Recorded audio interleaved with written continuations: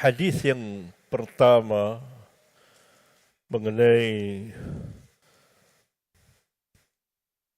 pengharaman khamr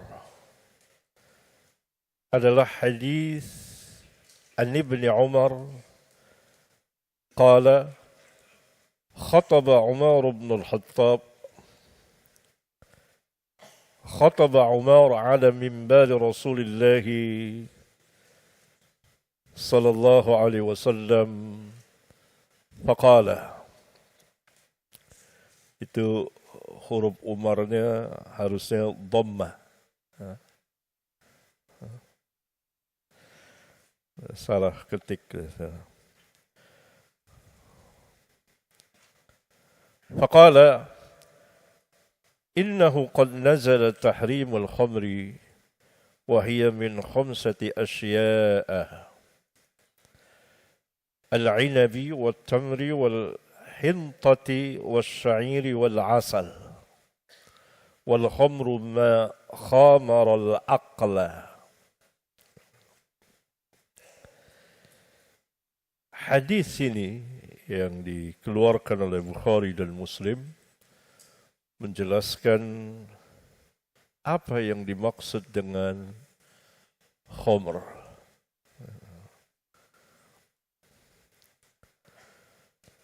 Ibnu Umar berkata, Umar yakni bapaknya Umar bin Khattab radhiyallahu anhu pernah berkhutbah di atas mimbar Rasulullah sallallahu alaihi wasallam, dan di antara perkataannya beliau mengatakan sesungguhnya telah turun yakni ayat-ayat tentang pengharaman khamr, sedangkan yakni khamr itu dibuat dari 5 jenis pada masa itu yaitu anggur dan kurma dan gandum dan syair, juga sejenis gandum, serta madu. Begitulah orang pada masa itu dan juga masa kini membuat khamr, diolah, bukan makan anggur itu khamr, tidak, telah diolah. Padahal yang disebut khamr itu ialah apa-apa yang dapat menutup, yakni menghilangkan dan merusak akal. Umar bin al-Khattab radhiyallahu ta'ala anhu memberikan ta'rif, pengertian mengenai hakikat khamr itu, yaitu wal khamru ma khamara al-aqla.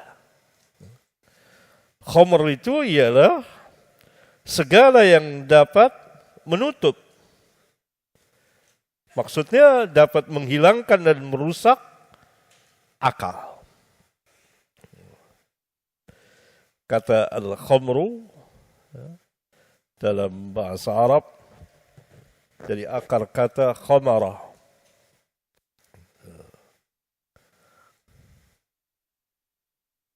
yang artinya menutup. Artinya menutup. Maka dari keterangan Umar bin Khattab ini dapat dimasukkan segala yang dapat merusak atau menghilangkan akal dari minuman keras dan lain sebagainya, seperti heroin bisa masuk ke dalam ta'rif ini. Kemudian hadis ke-1 dan ke-2 sampai ke-7 menjelaskan bahwa khamr telah diharamkan di dalam Islam. yakni dari hadis kedua dan ketiga dan keempat dan kelima Dan keenam serta ketujuh itu beberapa hadis menjelaskan khamr telah diharamkan. Kita baca hadis-hadisnya. Hadis kedua, an Ibnu Umar anna Rasulullah sallallahu alaihi wasallam qala kullu muskirin khamrun wa kullu muskirin haramun. Wa fi riwayatin kullu muskirin khamrun wa kullu khamrin haramun. Rawahu Muslim. Dari Ibnu Umar, ia berkata, sesungguhnya Rasulullah sallallahu alaihi wasallam bersabda, setiap yang memabukkan itu dinamakan khamr. Ini juga ta'rif dari Nabi yang mulia alaihi salatu wassalam mengenai khamr. Dan setiap yang memabukkan itu hukumnya haram. Dalam riwayat yang lain, setiap yang memabukkan itu dinamakan khamr. Dan setiap khamr itu haram. Hadis sahih riwayat Al-Imam Muslim. Hadis yang ketiga, an Aisyah qalat su'ila Rasulullah sallallahu alaihi wasallam anil bid'i faqala kullu syarabin asqara fahuwa haramun. Rawahu al-Bukhari wa Muslim. Dari Aisyah, dia berkata, Rasulullah sallallahu alaihi wasallam pernah ditanya tentang minuman al-bid'ah. Maka beliau bersabda menjawab pertanyaan tersebut, setiap minuman yang memabukkan itu hukumnya haram. Hukumnya haram. Hadis sahih riwayat Bukhari dan Muslim. Al-bid'u ialah minuman yang dibuat dari madu. Yakni minuman yang memabukkan yang dibuat dari madu. Hadis yang keempat, an Abi Musa qala ba'athani an-nabiy sallallahu alaihi wasallam ana wa Mu'adz bin Jabal ila al-Yaman. فقلت يا رسول الله إن شرابا يصنع بأرضنا يقال له المزر من الشعير وشراب يقال له البدع من العسل فقال كل مسكر حرام. رواه البخاري ومسلم. Dari Abu Musa, yakni Abu Musa al-Ash'ari, dia berkata, Nabi SAW pernah mengutusku bersama Mu'adz bin Jabal ke Yaman. Abu Musa al-Ash'ari adalah anak negeri Yaman. Sedangkan Mu'adz orang Madinah. Dari hadis ini kita mengetahui bahawa Nabi SAW tidak hanya mengutus Mu'adz bin Jabal ke Yaman, tetapi juga dengan Abu Musa al-Ash'ari. Maka aku pun bertanya, wahai Rasulullah, sesungguhnya minuman yang dibuat di negeri kami itu dinamakan al-mizru. Ia dibuat dari syair, gandum. Dan minuman yang bernama al-bid'u, ia dibuat dari madu. Maka beliau bersabda secara umum, minuman dibuat dari ini, dari itu. Apabila minuman itu memabukkan, maka ia haram. Apakah dibuat dari anggur, atau dari gandum, atau dari madu yang kemudian diolah dan dijadikan minuman-minuman keras, maka ia haram.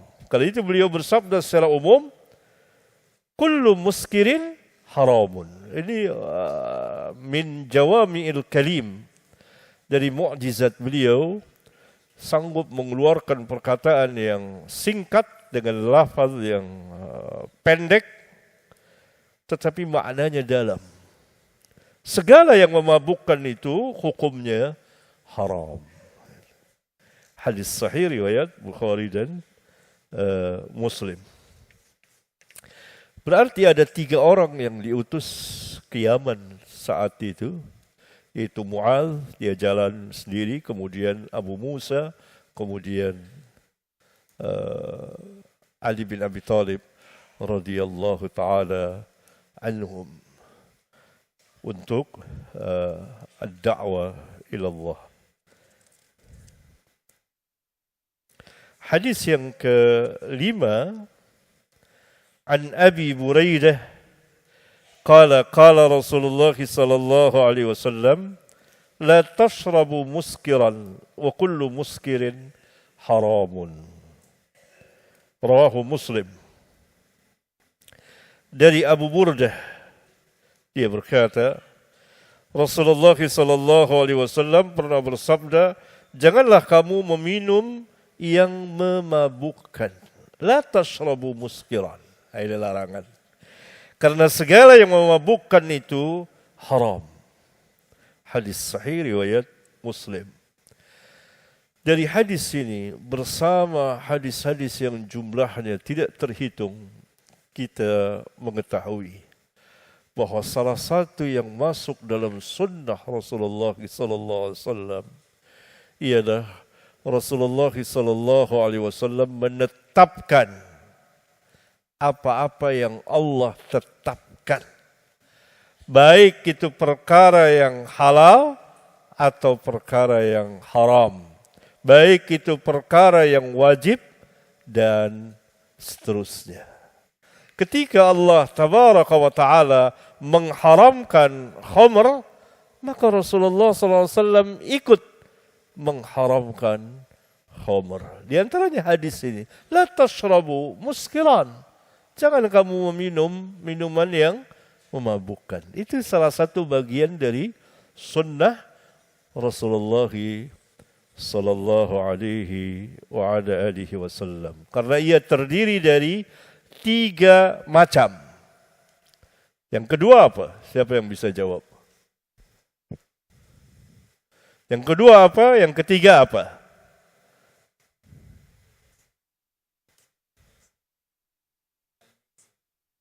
Enggak.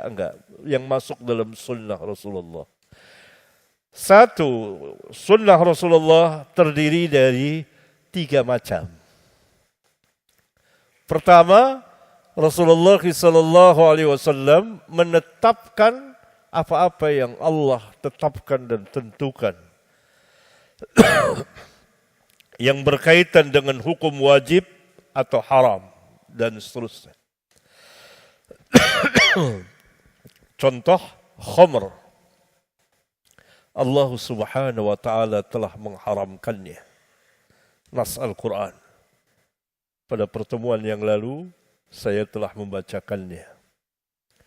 Rasulullah SAW pun turut mengharamkan. Allah Subhanahu wa taala mewajibkan salat. Maka Rasulullah SAW pun turut mewajibkan salat. Dan begitu seterusnya. Itu bagian yang pertama.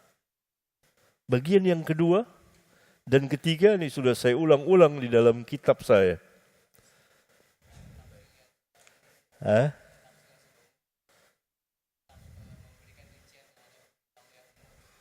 Ya, memberikan ziyadah, tambahan terhadap lafaz-lafaz yang secara umum.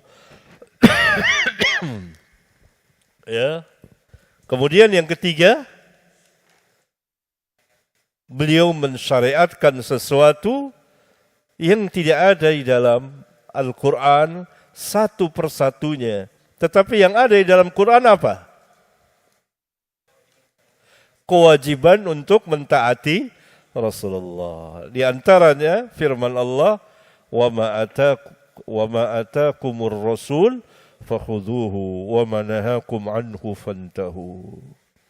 Seperti cincin emas bagi laki-laki haram dan lain sebagainya. Ada 3 itu macam sunnah Rasulullah. Yang pertama, beliau menetapkan apa yang Allah tetapkan.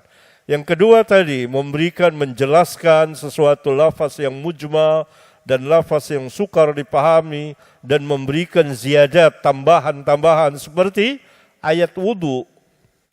Ayat wudu, maka beliau memberikan ziyadah tambahan. Yang ketiga, beliau mensyariatkan sesuatu atas izin Allah Tabaraka wa Ta'ala, dan Allah telah mengizinkan beliau apa yang tidak ada nasnya satu persatunya di dalam Al-Quran. Tetapi ada secara umum puluhan kali Allah Subhanahu wa Ta'ala mengulang-ulang memerintahkan apa? Mentaati Rasulullah sallallahu alaihi wasallam. Ya. Itu hadis yang kelima. Hadis yang keenam, an Salim bin Abdullah an abihi an Rasulillah sallallahu alaihi wasallam qala harramallahu al-khamra wa kullu muskirin haramun. Sahih rawahun Nasa'i. Jadi hadis ini saya sahihkan karena isnadnya sahih, tetapi saya tidak meluaskannya, hanya takhris ringkas saja. Dari Salim bin Abdullah, dari bapaknya yaitu Abdullah bin Umar, dari Rasulullah sallallahu alaihi wasallam, beliau bersabda, Allah telah mengharamkan khamr dan setiap yang memabukkan itu haram. Di sini pun beliau menjelaskan bahwa Allah telah mengharamkan khamr. Dan khamr itu masuk dalam setiap minuman yang memabukkan. Hadis yang ketujuh, an Anas bin Malik qala kuntu saqiyal qaumi yawma hurrimatil khamru fi manzili Abi Talha wa kanat khamruhum yawma idhin al-fadikh. فأمر رسول الله صلى الله عليه وسلم مناديا ينادي ألا إن الخمر قد حرمت فقال لي أبو طلحة اخرج فأحرقها فخرجت فحرقتها فجرت في سكاك المدينة. Titik-titik itu adalah lanjutan hadisnya. Sahih rawahul Bukhari wa Muslim wa Abu Daud. Dari Anas bin Malik, dia berkata, aku pernah menjadi pemberi minum khamr untuk orang-orang pada hari diharamkannya khamr di rumah Abu Talha, yakni bapak tirinya. Karena Abu Talha menikahi ibunya Anas, Ummu Sulaim. Maka Anas menjadi anak asuhnya, di bawah pengasuhannya. Dan biasa para sahabat besar, Ubay bin Ka'ab dan lain-lain, dalam riwayat yang lain diterangkan nama-namanya, berkumpul di rumah Abu Talha dan meminum minuman khamr, ya, mabukkan. Saat itu belum turun ayat yang mengharamkannya. Belum turun ayat yang mengharamkannya. Anas mengatakan, kuntu saqiyal qaum, aku pemberi minum kaum, bertepatan pada hari diharamkannya khamr di rumah Abu Talha. Sedangkan khamr mereka pada hari itu adalah al-fadikh, yakni minuman yang dibuat dari kurma, yakni minuman keras yang dibuat dari kurma. Maka Rasulullah SAW memerintahkan seseorang untuk menyeru, ya, memberikan pengumuman di Madinah saat itu. Ketahuilah sesungguhnya khamr telah diharamkan, yakni Allah telah mengharamkannya. Lalu Abu Talha berkata kepadaku, keluarlah, lalu tumpahkanlah, buanglah khamr itu. Ini ketaatan para sahabat radhiyallahu anhum, padahal mereka sedang asyik minum-minum khamr. Tapi begitu mengetahui bahwa khamr telah diharamkan, oleh Allah dan Rasulnya, maka Abu Talha mengatakan, Anas buang ini khamr semuanya itu. Ya, di galon-galon itu dibuang semuanya. Maka aku pun keluar dan aku tumpahkan khamr itu. Maka mengalirlah ia di jalan-jalan Madinah. Berarti banyak sekali khamrnya. Menunjukkan bahwa khamr tidak najis. Sebab kalau najis tentu para sahabat tidak akan membuang di jalan-jalan Madinah. Ya, di dalam salah satu riwayat Muslim diterangkan oleh Anas bahwa Abu Talha menyuruhnya memecahkan tempat-tempat khamr itu. Kemudian Anas pun memecahkannya. Nah, hadis kedua sampai hadis ketujuh di kitab ini, Al-Masail 12, menjelaskan pengharaman khamr. Di lain waktu kita lanjutkan lagi insya Allah Ta'ala.